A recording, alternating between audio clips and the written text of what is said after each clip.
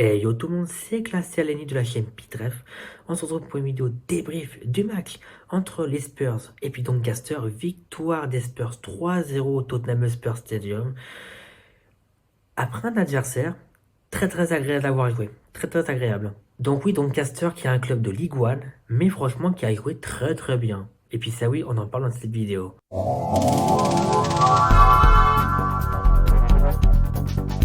Donc, on commence par parler de Doncaster, qui est un club de Ligue 1, qui a très bien joué, je trouve, qui a même été incroyable. Malgré leur défaite 3-0, mais ils ont été incroyables de Doncaster.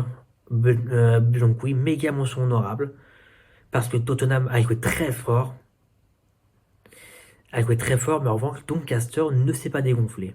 Et puis donc a été au culot carrément, et puis a tenté d'imposer son jeu, ce qu'ils n'ont pas réussi malheureusement pour eux, mais en revanche heureusement pour nous. Entre occasion, pressing, bonne passe, occasion franche, on a été servi pour eux. Enfin, on a été servi. Les supporters de Doncaster doivent être très contents du match de leur équipe. C'est parce que franchement, ils ont fait un très bon match malgré qu'ils ont perdu 3-0. Donc voilà, j'espère que Doncaster, je vais vous revoir. J'espère un jour vous voir en première ligue. C'est parce que franchement, vu le match que vous avez fait en ce 24 septembre, en Coupe de la Ligue, j'espère un jour vous voir en première ligue. Vraiment. Et puis évidemment, vous nous proposez un football de qualité. C'est comme vous avez joué ce soir contre nous.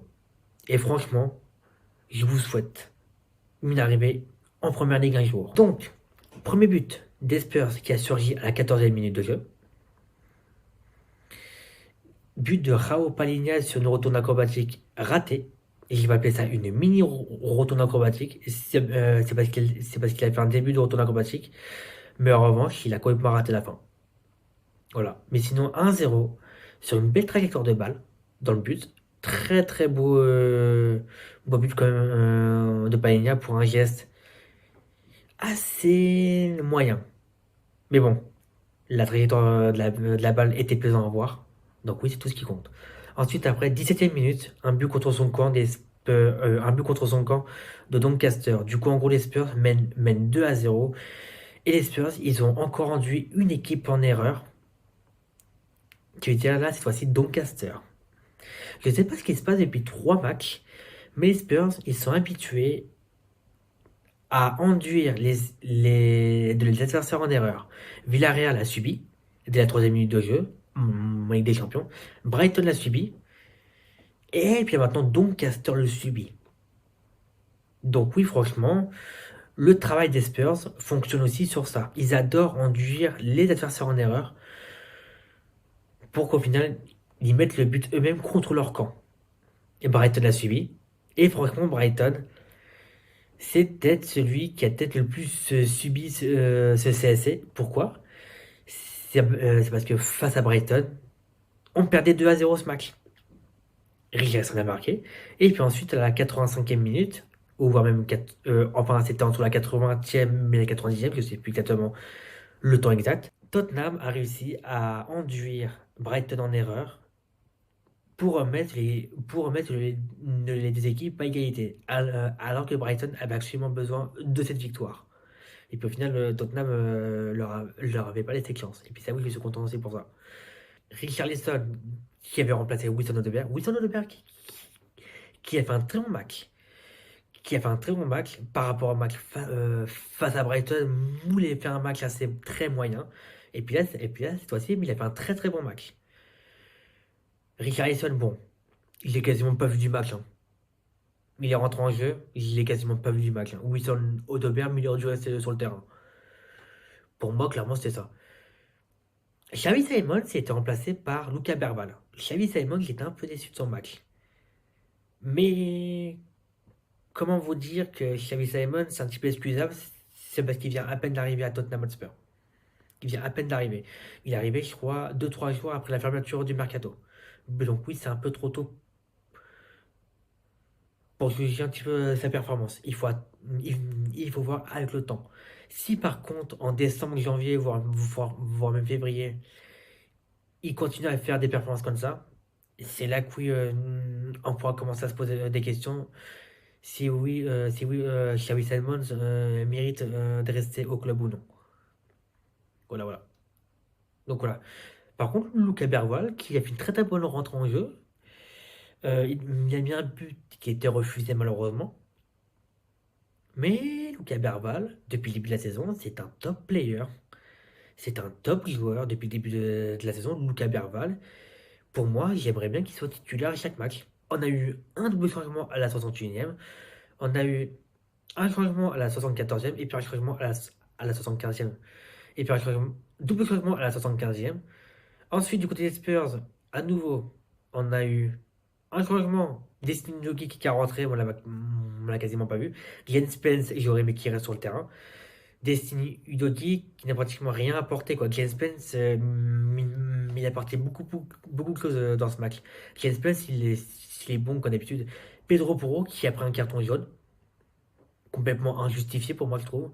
C'est parce que pour moi, c'était un carton jaune. Alors en plus, carton jaune plus coup franc.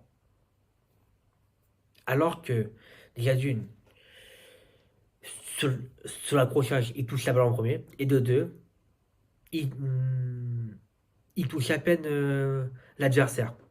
Mais bon, mais bon, l'arbitre a décidé que c'était faux, carton jaune plus coup franc. Mais bon, voilà quoi. Ensuite, Brennan Johnson qui marque un but à la toute fin de match, qui est à 90e minute plus 4. C'est parce qu'on avait 4 minutes de temps additionnel. Mais vraiment, 90e minute plus 4, il marque un but du 3-0 pour une passe décisive de quitter Lucas Bergvall. Lucas Bergvall, il fait tout cette saison. Pas décisif. Mais, il fait des centres pour induire les adversaires en erreur. Par contre, il n'a pas encore marqué. Il me semble qu'il n'a pas encore marqué. Maintenant, par aux stats. Maintenant, par aux stats. Donc, les stats sont niveau des tirs. Tirs, on compte par les tirs. 15 tirs pour les Spurs contre 10 pour Doncaster. 5 tirs cadrés pour les Spurs pour 2 pour Doncaster. Et puis là où je vais y revenir, ils ont eu que 2 tirs cadrés. Mais en revanche, ils ont eu au moins 5-6 situations, grosses situations. Mais ils ont eu en effet 2-3 occasions franches. Sur 2-3, sur 5-6 situations qu'ils auraient pu mener à un but. Mais ils n'ont pas fait. Parce que Tottenham était trop fort. Malgré leur match très bon, Tottenham était beaucoup trop fort pour eux. Et puis ça, oui, ça se voyait. Ça se voyait quand même. Sinon, niveau de la possession de balle, c'est assez équilibré. 55 possessions de balle pour les Spurs contre 45 pour Doncaster. Les passes, on a fait plus de passes que Doncaster. Passe 442 contre 355 niveau passe pour les Spurs et puis contre Doncaster. Ensuite, précision de passe 82 contre 80. On a eu plus de précision de passe. Ils ont quand même eu 80% de précision. C'est quand même très très fort. Hein. Niveau des fautes. Alors, 12 contre 9. On a fait plus de fautes que. Par contre, ça oui, ça c'est un détail que les Spurs vont devoir régler, c'est de réduire leur nombre de fautes. Et puis ça oui, ça peut devenir gênant. Carton jaune, on a eu un carton jaune chacun. Carton rouge, on n'a eu aucun. Hors-jeu, 4 hors-jeu chacun. Niveau des corners, 9 corners pour les Spurs contre 4 pour Doncaster. Donc encore une fois, les Spurs, ils ont eu pas mal de corners. Beaucoup de corners. 9. La dernière fois, c'était 12, je crois. Et puis encore une fois, je crois vraiment que c'était 10. Mais là, 9, c'est fort encore. Voilà tout. Et c'était ce débrief raconté par moi-même, classé à l'ENI. Donc voilà. C'est la fin de cette vidéo. N'hésitez pas à suivre nos différents réseaux sociaux. Notre Instagram du collectif Pitref. Mon Discord, le Discord du collectif Pitref. Mon Twitter, ma chaîne Twitch, ok, que moi je suis en live, en stream pratiquement tous les jours, mon TikTok, si jamais vous voulez voir, et puis bah voilà quoi. Et surtout l'abonnement et le pouce bleu, c'est très important aussi pour l'évolution de la chaîne, du collectif et tout. Donc voilà, merci à tous pour cette vidéo, c'était Classé Allé, et à la prochaine, bye bye.